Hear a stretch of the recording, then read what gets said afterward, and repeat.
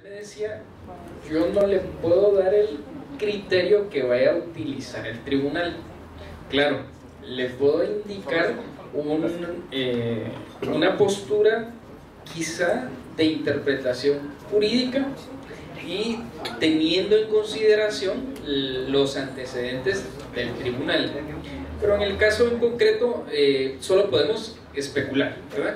Entonces, teniendo claro eso, que esto es una especulación, yo le podría indicar que iniciado el proceso de cancelación, una acción constitucional de amparo no va a interrumpir ninguna actividad administrativa del tribunal, ¿sí? Por lo tanto, una vez anotado o registrada la cancelación, pues el tribunal no gestionaría ninguna otra petición, puesto que para el tribunal la personalidad jurídica de esta organización pues terminó. Es decir, yo me adelantaría a especular nada más, pero por ejemplo no podría postular candidatos, no podría inscribir sus planillas y consecuentemente no podría participar, teniendo en cuenta que no exista un amparo provisional en caso el tribunal continúe en esa línea de actividades, ¿sí? Entonces ahí estamos primero especulando. Segundo, considero de que el tribunal, como tiene la competencia en materia electoral, pues no procedería a inscribirnos.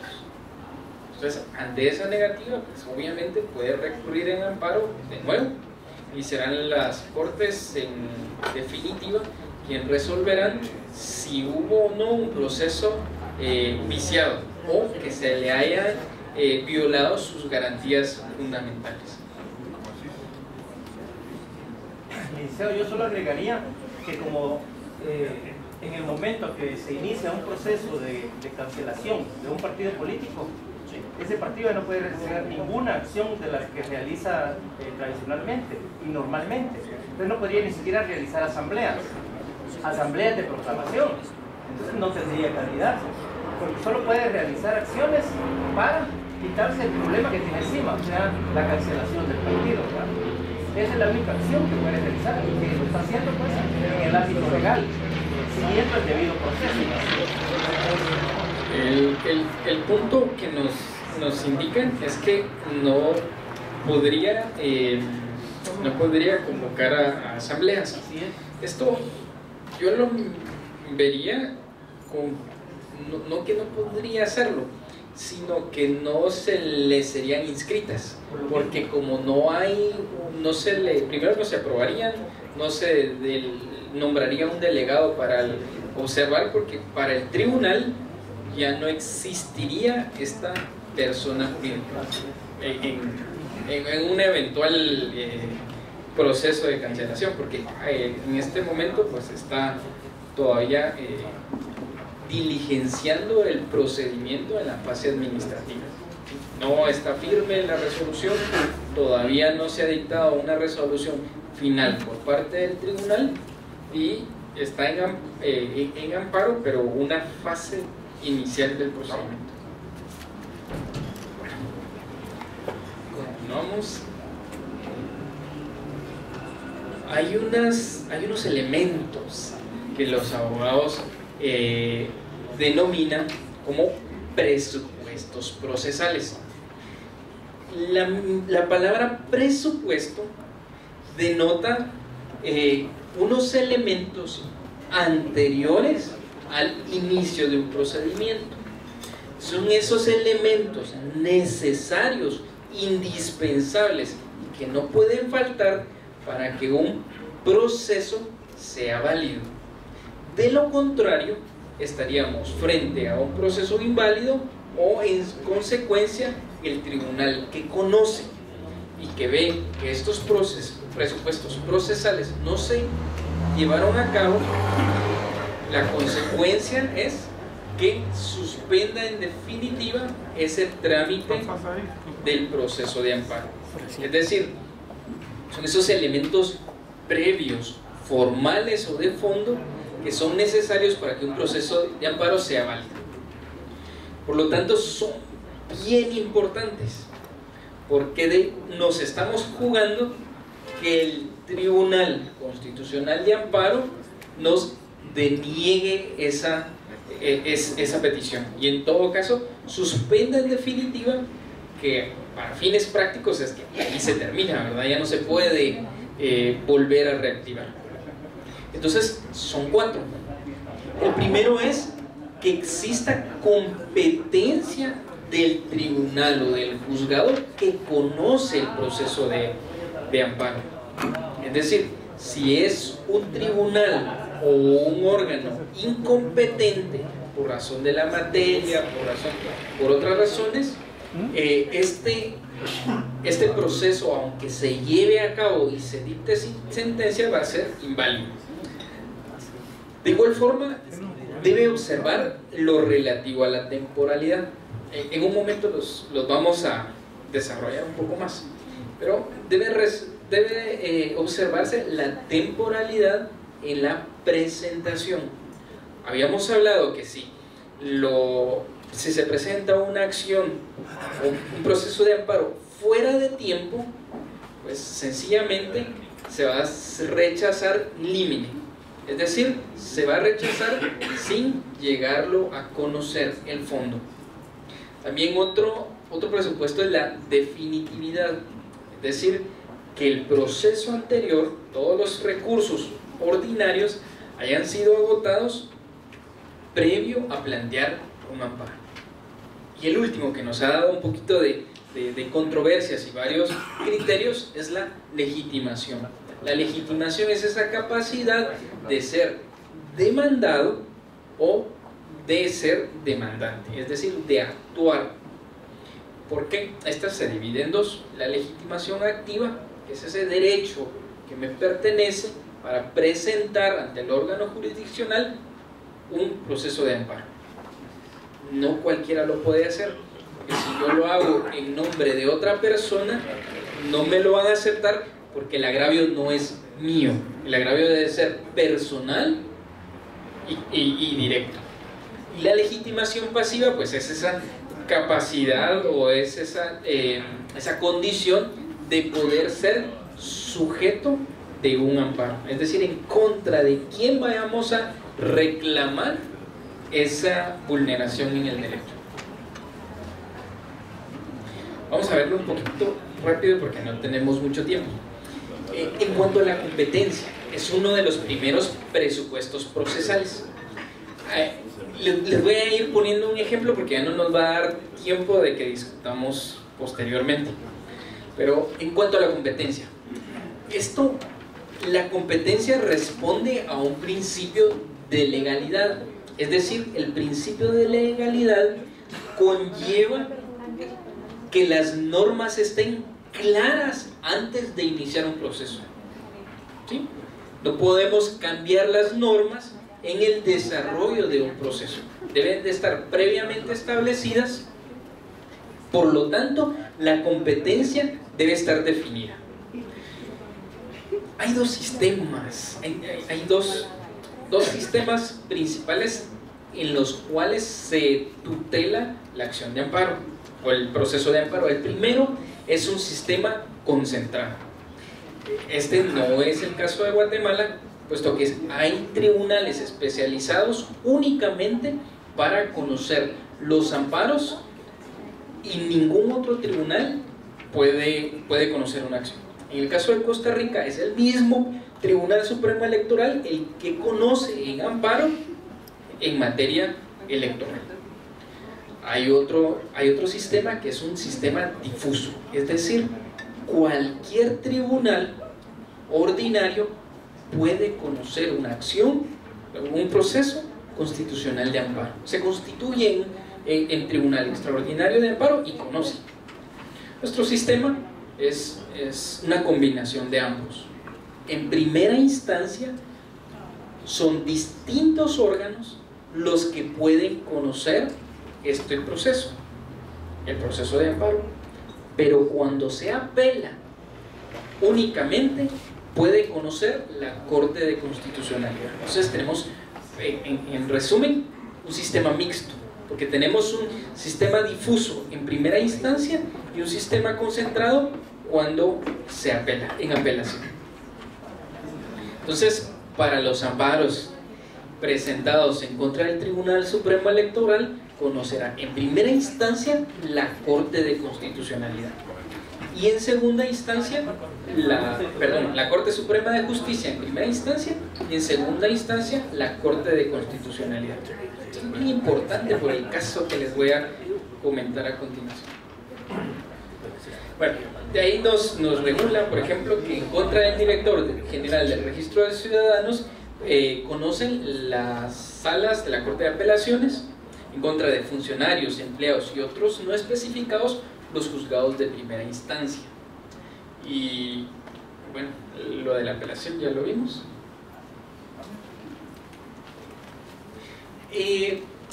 Les voy a poner un ejemplo en cuanto a la competencia. Se da el caso en el cual una persona solicita ante la Contraloría General de Cuentas que le extienda la constancia de inexistencia de reclamación de cargos. Popularmente uno lo conoce como finiquito, pero es incorrecto porque finiquito solo se lo podrían extender a uno 20 años después de haber terminado la relación contractual o de funcionario público. 20 años, ¿verdad? Entonces generalmente le dan una constancia transitoria porque en este momento él no tiene cargos. Pues él la solicita y no se la entregan porque tiene unas denuncias penales. Entonces presenta amparo y presenta amparo para que le obligue al contralor a que le extiendan esa constancia, y efectivamente lo presenta ante una sala de lo económico coactivo.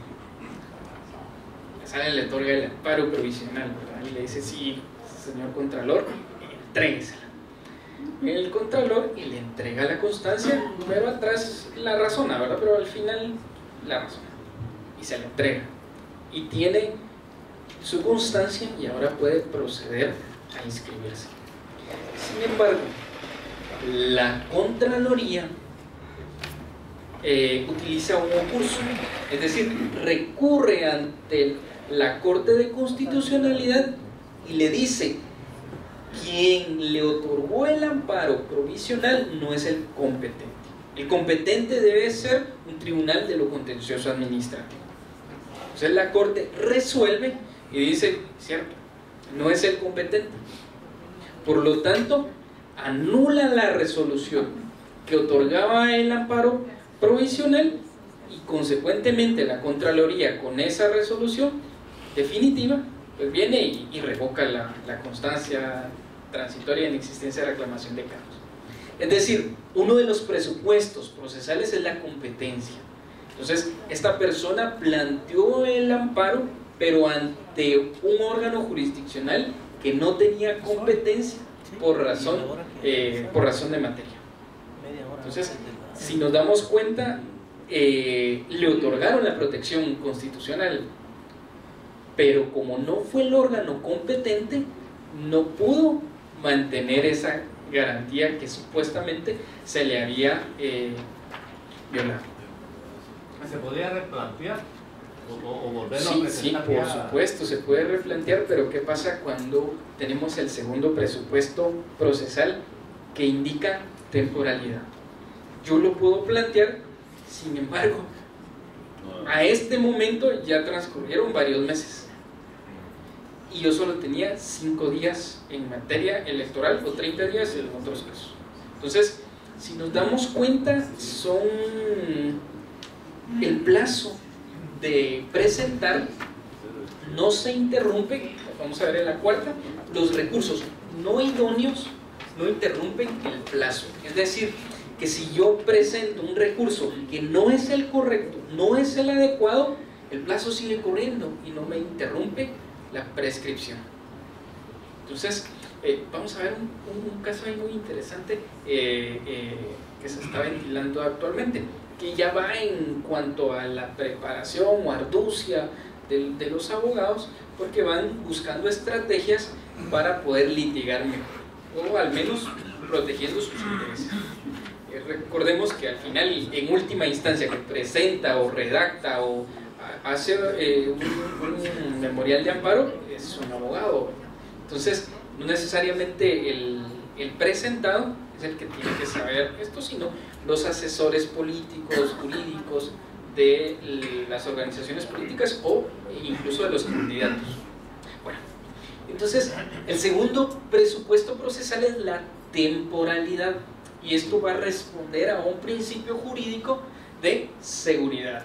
Es decir, lo que hablábamos anteriormente, una resolución no puede estar sujeta a revisión por perpetuidad, porque entonces no tendríamos algo seguro, sino que estaríamos pendientes de en cuánto tiempo o a discreción de los jueces cuando aceptan un nuevo recurso, un nuevo proceso y cambian. Entonces, atendiendo al principio de seguridad jurídica, la temporalidad es muy indispensable.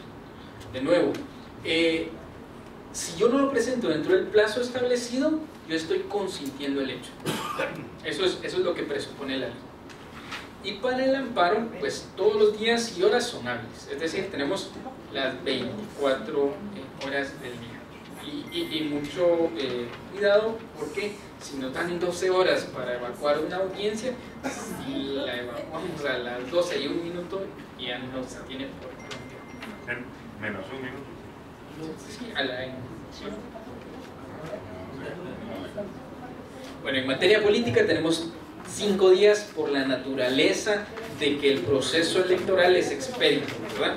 De nuevo, necesitamos una seguridad respecto de los resultados, tenemos plazos perentorios muy cortos y por lo tanto cada etapa debe ir precluyendo, porque de lo contrario la siguiente etapa no puede ponerse en marcha. Es decir, tenemos plazos en la ley electoral que nos indican en tal época debe cerrarse el padrón, en tal época debe depurarse, en tal otra la inscripción. Pero si dejamos espacios muy amplios, esto llegan las elecciones y todavía hay amparos pendientes y nos van a complicar más la existencia. El plazo es computado de forma personal, es decir, si hay 2 o más personas involucradas, le va a empezar a correr el plazo desde el momento en que sea notificado. Puede ser que la resolución sea notificada a una persona y a otra con diferencia de días, pero el plazo para que le va a correr a contar es cuando le notificaron a él personalmente, porque como vimos que el amparo debe ser de forma personal y un agravio directo, tiene que ser personal. No se puede presentar un amparo en nombre de otra persona, exceptuando algunas que establece la ley. Bueno, para no dispersarnos en el tema. Luego, los recursos no idóneos no interrumpen el plazo, los remedios procesales no interrumpen el plazo. Aquí hay también una particularidad, porque a veces se resuelven y viene el abogado y presenta recurso de aclaración, recurso de ampliación. En realidad son remedios, porque no van a cambiar el fondo del asunto, sino lo van a aclarar o lo van a ampliar en algún punto.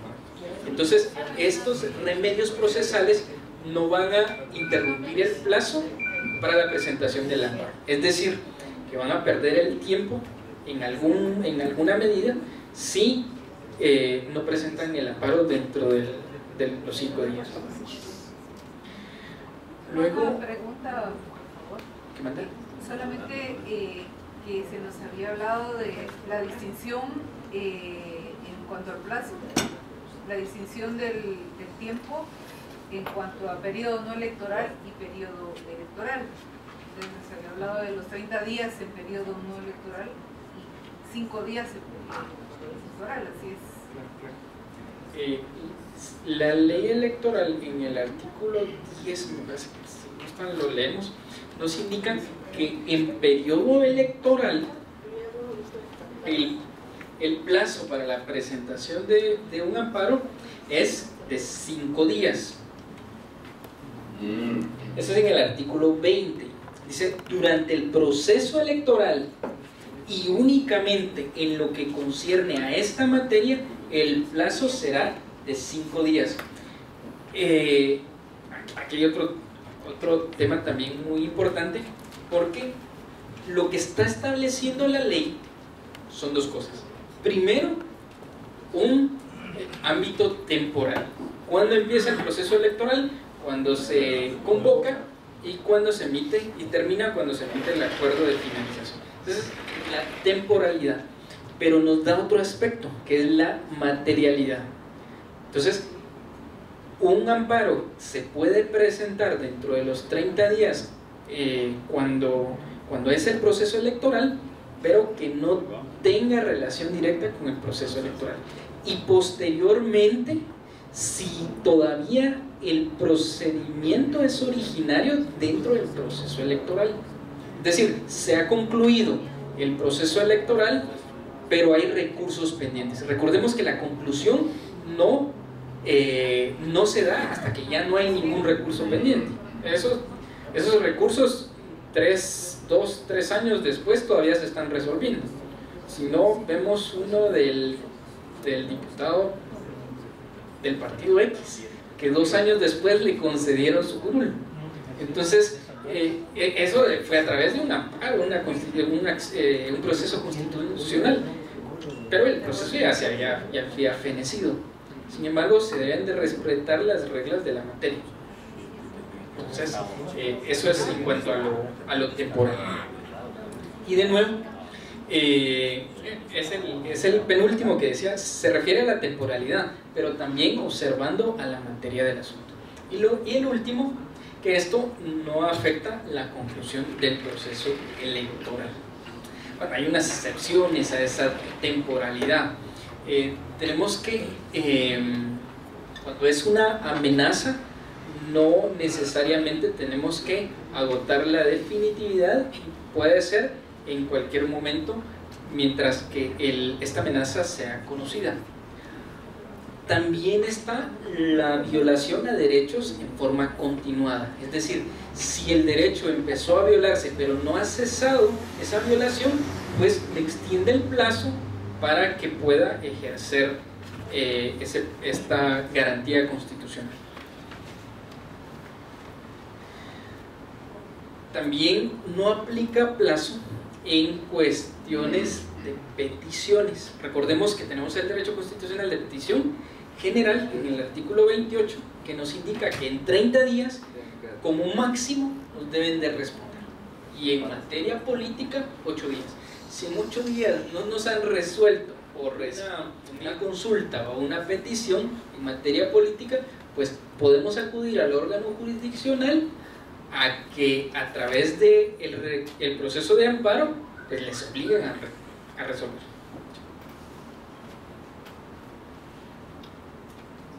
En cuanto a la definitividad, pues está un poco relacionado, responde al principio de subsidiariedad y extraordinariedad.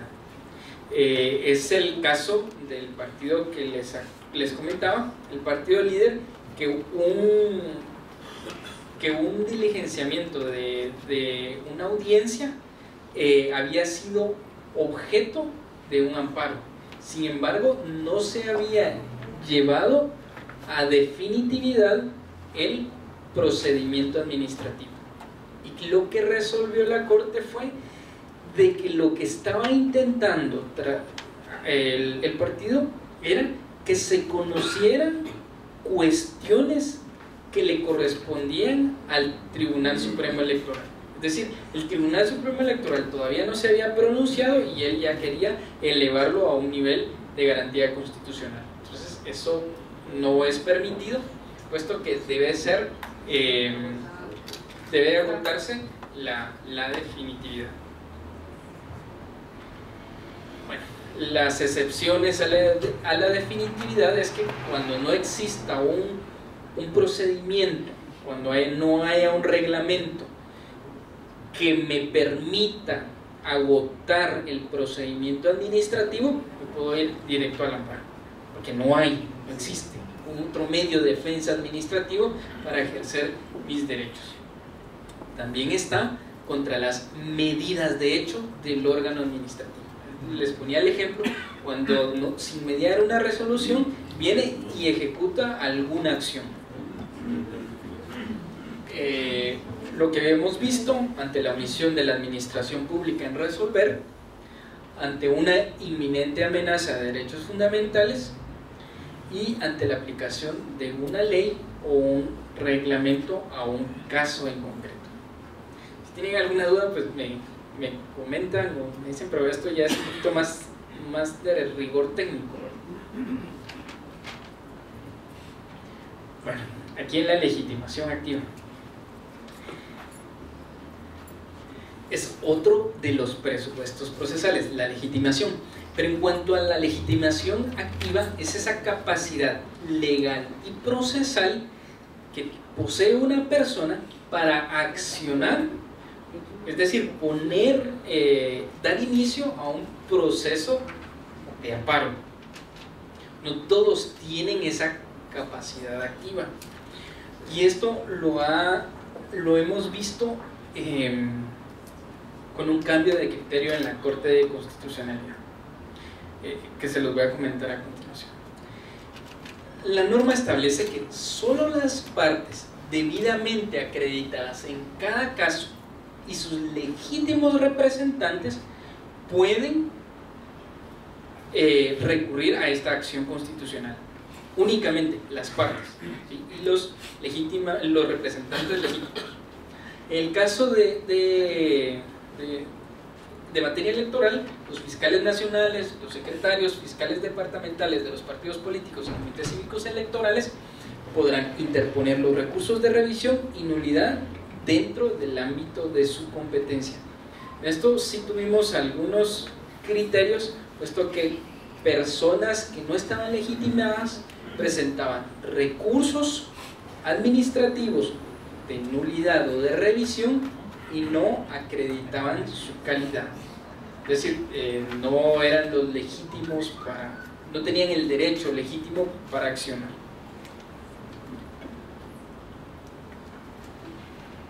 La Corte de Constitucionalidad había sustentado, y bueno, ustedes sabrán que a veces se cambian de criterios, pero cuando se estudia el caso hay particularidades distintas.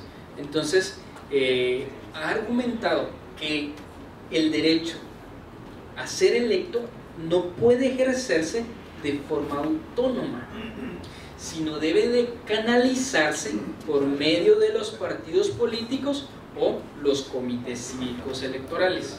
Es decir, a veces los candidatos presentaban un proceso de amparo en contra de alguna resolución del tribunal.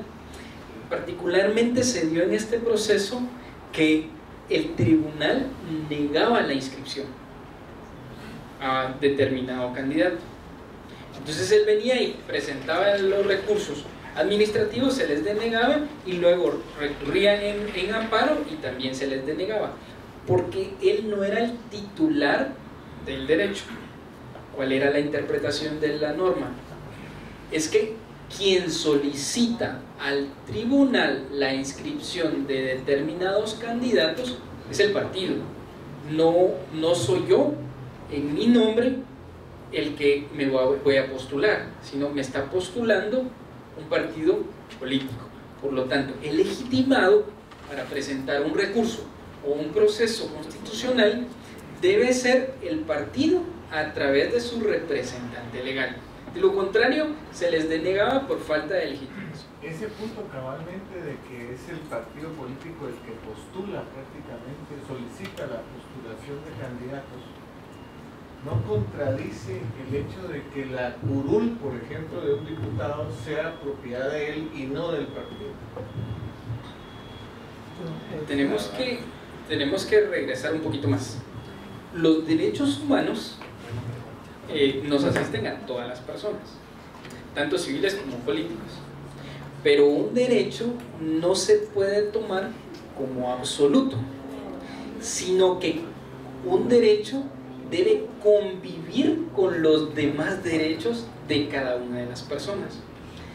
Y en este caso en específico hay varias interpretaciones, porque hay derechos que le asisten al partido y hay derechos que le asisten al candidato. La diferencia en el caso que usted pone es que el derecho que le asiste al candidato se materializa en un momento determinado, y es en el momento de la adjudicación. Cuando el candidato es adjudicado, el derecho pasa a ser el titular del derecho. Ya no es el partido, porque el partido tiene el derecho de postularlo, tiene el derecho de ganar varios escaños, pero cuando se individualiza, el derecho se concreta. Ha sido una de las interpretaciones a este fenómeno. No quiero decir que sea la única y que así vaya a permanecer. No, las leyes y las normas cambian. De hecho, en esta propuesta de reforma que presentó el tribunal, pues iba esa limitante a ese derecho que tiene el electo de cambiarse o de pasarse a otra bancada, porque es un derecho que él tiene. Pero recordemos que no solo hay un derecho, y ningún derecho es absoluto. Incluso la vida no es absoluta, porque el Estado puede privarle de la vida a una persona, ¿sí? Entonces, todos los derechos son relativos y deben de convivir con los demás derechos. Es decir, el derecho de propiedad tampoco es absoluta, porque debe respetar el derecho de propiedad del otro, debe respetar un derecho registral, etc. ¿Sí? Muchos derechos que deben de convivir. Pero una de las interpretaciones para justificar este fenómeno es que el titular del derecho es el candidato cuando se le adjudica. Ya pasa a ser un derecho personal. Esa posición puede cambiar, así como vemos que en este derecho de legitimación activa actualmente cambió. ¿Por qué? En esta interpretación, porque se da el caso, yo creo que los que están en esto conocen que hubo varios candidatos que eran catalogados como contratistas del Estado, y previo a inscribirse cesaron en esa actividad, es decir, perdieron esa calidad, porque la calidad de contratista es únicamente un vínculo temporal, ¿verdad? No puede ser un vínculo perpetuo, ni puede ser una atribución de una persona, porque está referida a la vigencia de un contrato. Cuando termina el contrato ya no soy contratista. Claro, ¿verdad? Hay distintas posiciones, pero una de las posiciones que adoptó el tribunal fue de que él ya no era contratista porque dejó de ser contratista, ¿sí? Terminó su contrato, ya no tenía ninguna relación contractual. Entonces vino y se inscribió, y de hecho mediante una declaración jurada pues llenó los requisitos y se inscribió, y de hecho participó y salió electo. De esos casos hay varios, ¿verdad? Pero el asunto es de que muchos de esos eran alcaldes, y una vez obtenido el puesto de alcalde electo, empezaron a otra vez tener relación contractual con el Estado. Entonces ahí están volviendo a tener la calidad de contratistas mientras dure el contrato. Claramente se puede evidenciar un fraude de ley, porque ¿qué es un fraude de ley?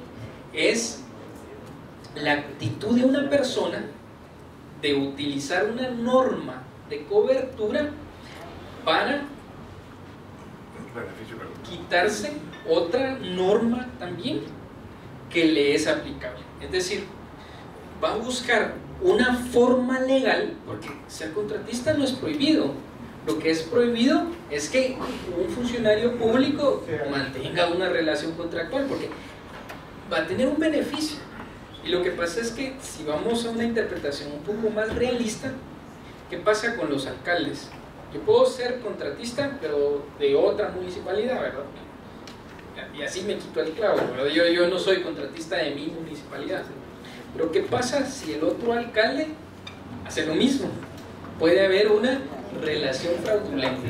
Entonces, el tribunal apreció eso a raíz de un informe que le envió la Contraloría, en donde le notificaba, mire señores del tribunal, estas personas son contratistas del Estado, resuelva usted. Vino el tribunal, y como ya estaban algunos en ejercicio de su cargo, porque la Contraloría se tardó en emitir ese informe, entonces vino el tribunal y calificó de un fraude de ley, y por lo tanto la consecuencia del fraude de ley era que su inscripción iba a ser nula, y aparte de que ser nula, se le iba a aplicar esa norma que él había tratado de eludir, es decir, se le va a privar del cargo. Emite unos acuerdos en cada caso en concreto. Fueron 11 alcaldes y un concejal.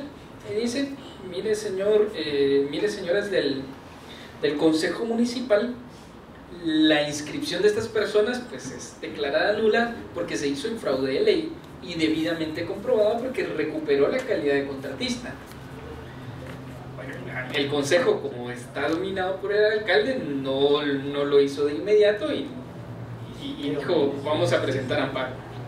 Entonces se fueron y presentaron un proceso de amparo. Pero aquí viene lo práctico de este tema. Presentó amparo el partido político al que pertenecía el alcalde, ¿sí? Hay algunos del partido líder, unos de la UCN, bueno, hay varios, hay varios, y los presentó el partido político. Presentó un proceso de amparo para que esos acuerdos del tribunal se quedaran sin efecto.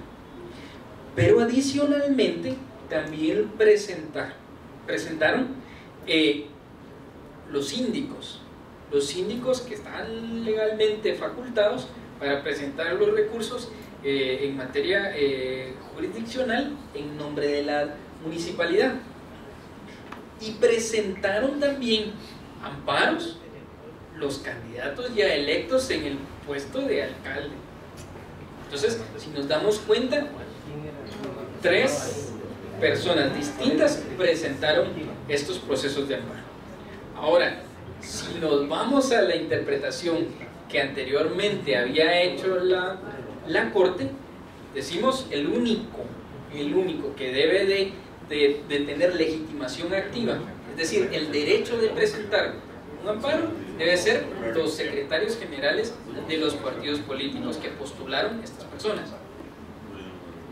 Sin embargo, no la Corte dijo, no, los secretarios de los partidos no tienen legitimación activa, y les dio legitimación. Bueno, esto es lo que se está dando ahorita, ¿verdad? Ahorita son alrededor de 30 amparos y se han resuelto 3.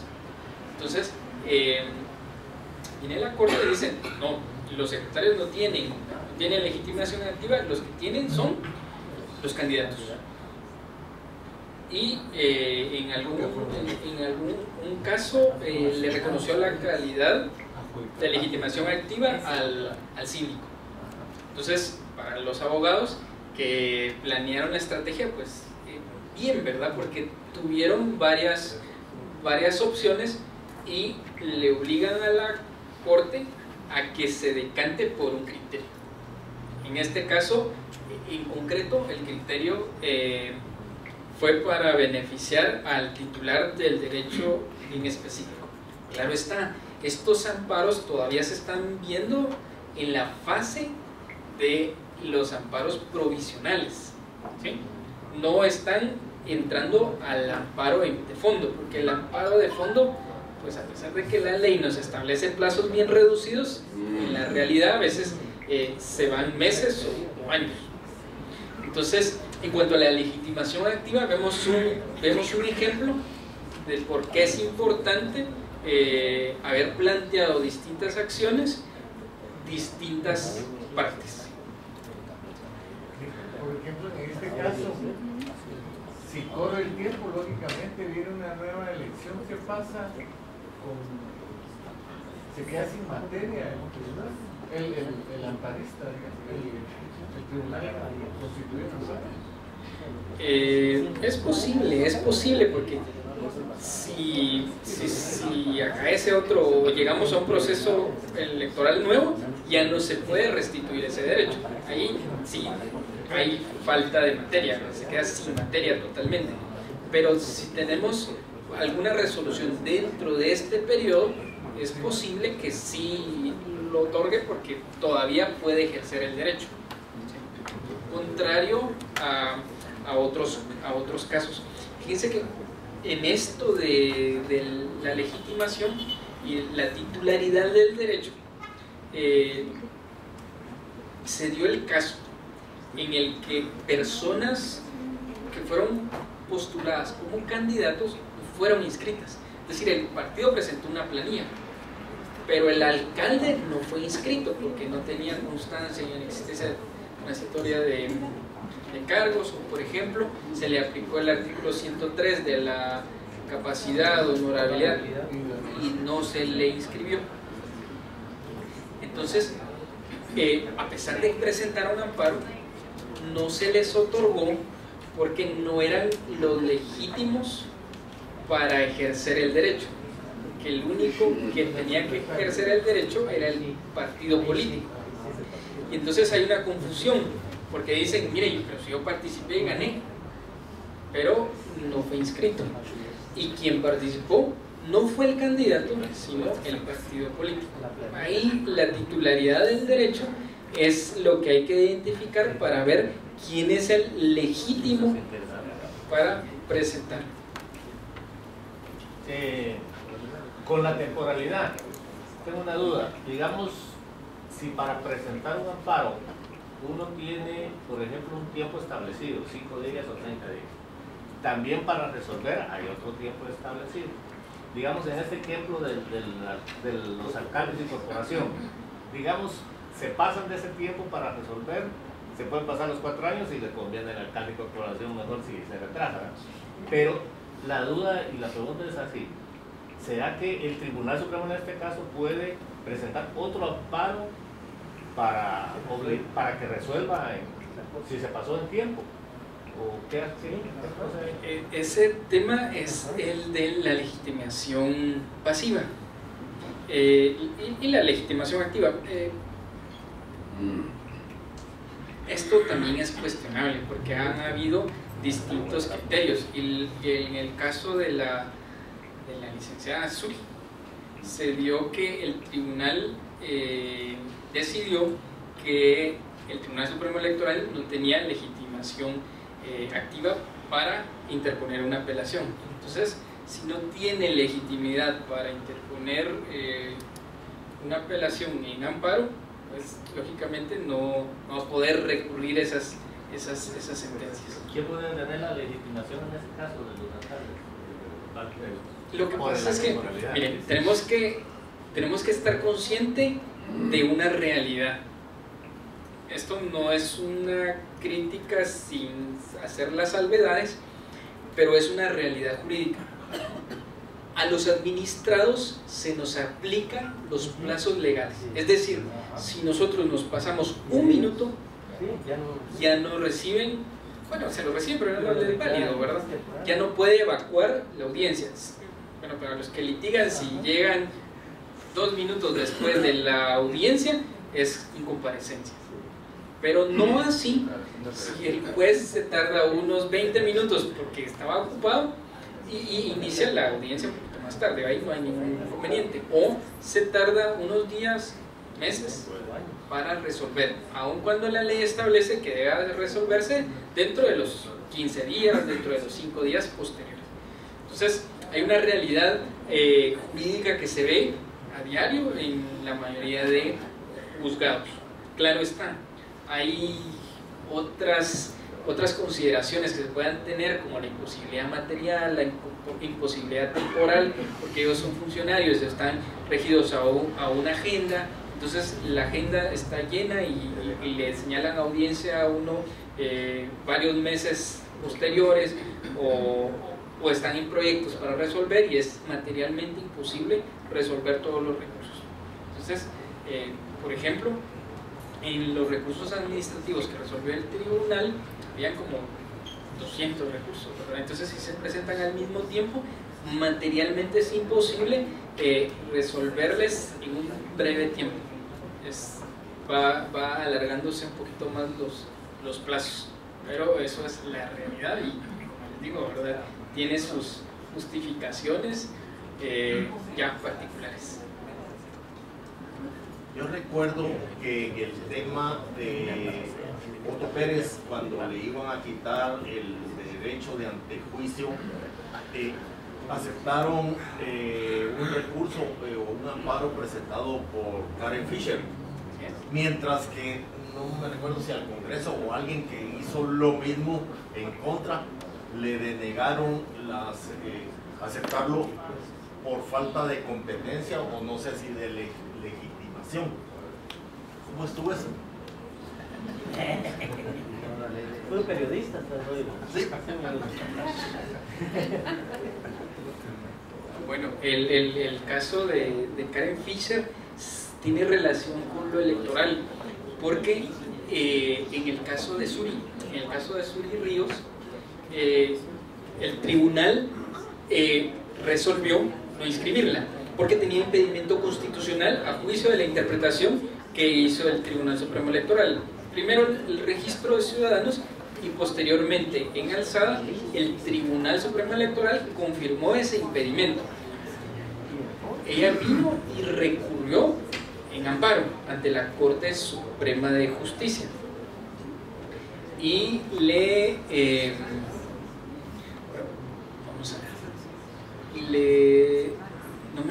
no recuerdo, aquí tengo el caso porque me suena.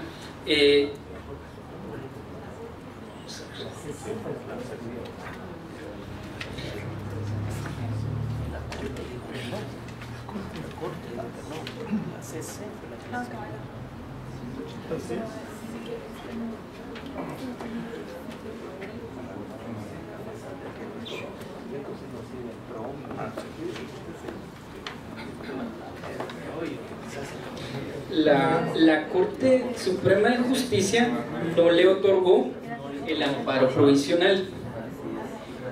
No le otorgó el amparo provisional, entonces ella vino perdón. La Corte Suprema de Justicia le otorgó el amparo provisional. Entonces ya podía ser inscrita. Vino el tribunal y apeló esa resolución ante la Corte de Constitucionalidad para que la Corte de Constitucionalidad conociera ese amparo provisional que le había otorgado a Suri. Obviamente ella no iba a apelar porque le convenía. Fue el tribunal el que apeló para que la CC se pronunciara. Sin embargo, vino la Corte de Constitucionalidad y no le entró al asunto. Lo que hizo fue declarar improcedente la apelación por falta de legitimidad al tribunal, porque él dijo que no podía el tribunal recurrir sus propios amparos que se hayan dictado en su contra, porque él es un tribunal y debe de observar el principio de imparcialidad y que lo que resuelve en las cortes él no debe oponerse. También indicó que no tenía la legitimación activa para hacerlo. Pero este fallo, esta resolución no fue unánime, sino tuvo 2 votos razonados. el de el licenciado Mauro Chacón y de la que en ese entonces era la presidenta, la licenciada Porras. Entonces ellos razonaron e indicaron en su voto razonado que era inaceptable que le negaran la legitimación activa del tribunal, porque en el caso de Karen Fischer, que no tenía legitimación activa porque se trataba de un derecho de un tercero, se la habían reconocido. Y aparte, ¿verdad?, tenemos argumentos para indicar que el tribunal sí tiene legitimación activa. La Corte de Constitucionalidad ha sustentado los dos criterios. En algunos casos le ha otorgado la legitimación activa al tribunal y en otros casos se lo ha negado. En el caso específico de Suri se lo denegó. ¿Pero cuál era el efecto? No entrarle al fondo. Ya es una cuestión un poco más de análisis, porque en realidad ellos no le entraron al fondo de estudiar el caso en el amparo provisionalmente otorgado por la Corte Suprema de Justicia. Entonces, pero sale a relucir lo de Karen Fischer porque ella presenta un amparo a favor del presidente y le reconocen la legitimidad. Pero en el caso del tribunal están los dos criterios y el último que se dio, pues no se la otorgaron. Se podría decir que son como fallos políticos, ¿verdad, licenciado? Es probable, siempre hay un tinte político en cada uno de los... Recordemos que para empezar nuestra constitución es una constitución política. Entonces no está desligada la política cualquier actividad del devenir humano. Fíjense que lo vamos a dejar aquí y espero que en algo hemos contribuido. Estamos a la orden y que tengan un buen día. No sé si tienen alguna...